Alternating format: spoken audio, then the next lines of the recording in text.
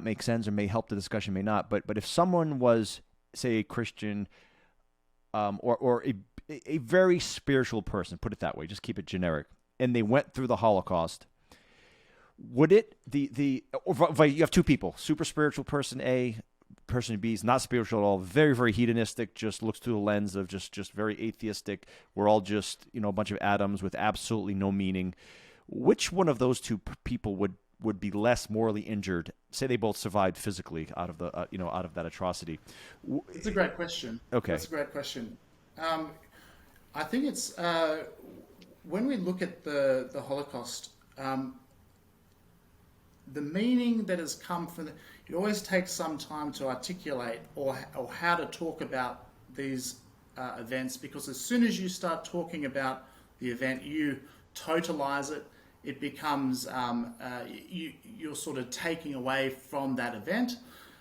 However, there is a philosopher called Emmanuel Levinas, and he was in the concentration camps. He had his whole family, I think apart from his wife, murdered by the Nazis. And he was captured, and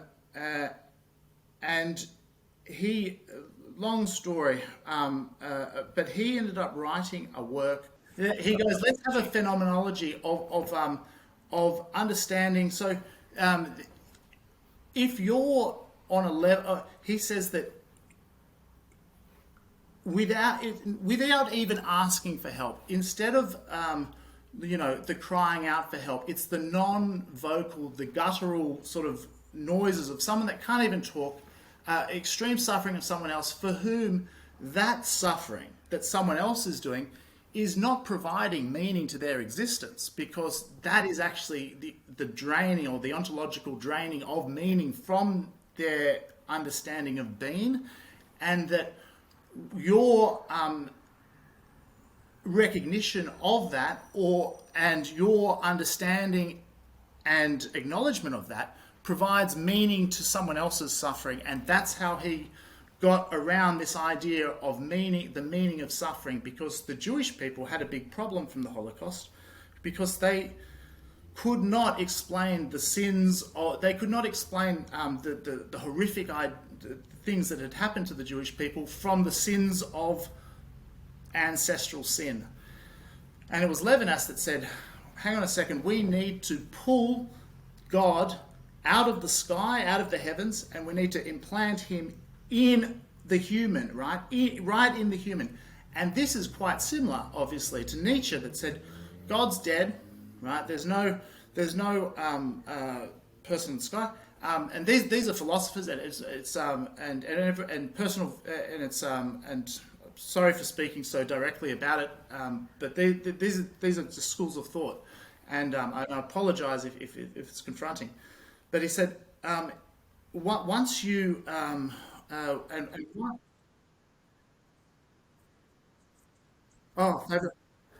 okay, good. No, it's top theology. And Levinas, what he ended up doing is saying, well, hang on a second, by putting God into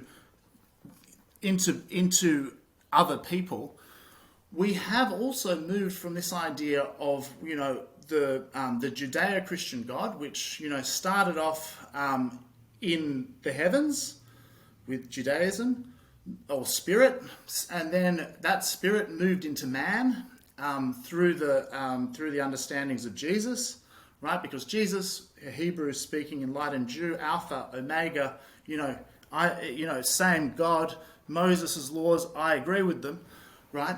He understood himself as sort of Jewish, right? And then the next metamorphosis of that, right, is to the populace. So the spirit goes from the heavens to man to the populace, and once it reaches the populace, right.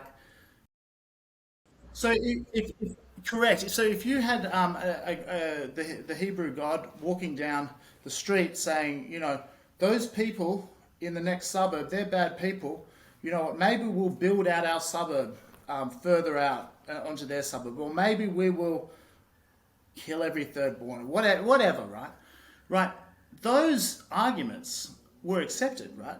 That was not a problem, right, for many thousands of years.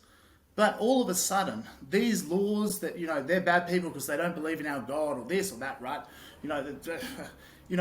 No longer can you infringe upon the base structure of a human, right, where God actually resides, and He doesn't any longer reside in that belief or in any belief, right? So you can't use someone's belief or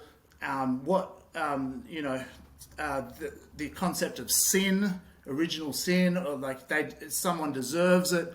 No, that's all out the window, and in comes the idea of humanity and crimes against it, which you can charge. So, for example, this is how profound these ideas are, that they are being retrospectively applied to events and understandings that occurred before the inception of these laws. So, Turkey's not too pleased about the understandings that are surrounding the Armenian genocide.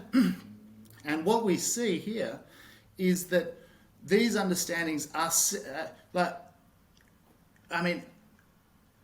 how we understand things in the present is now colouring back through all these ideas from the past. And there's a danger once you recolour things with genocide-coloured glasses, that you start to overlook things that also need to be coloured in, but which you're unwilling to sort of turn the page and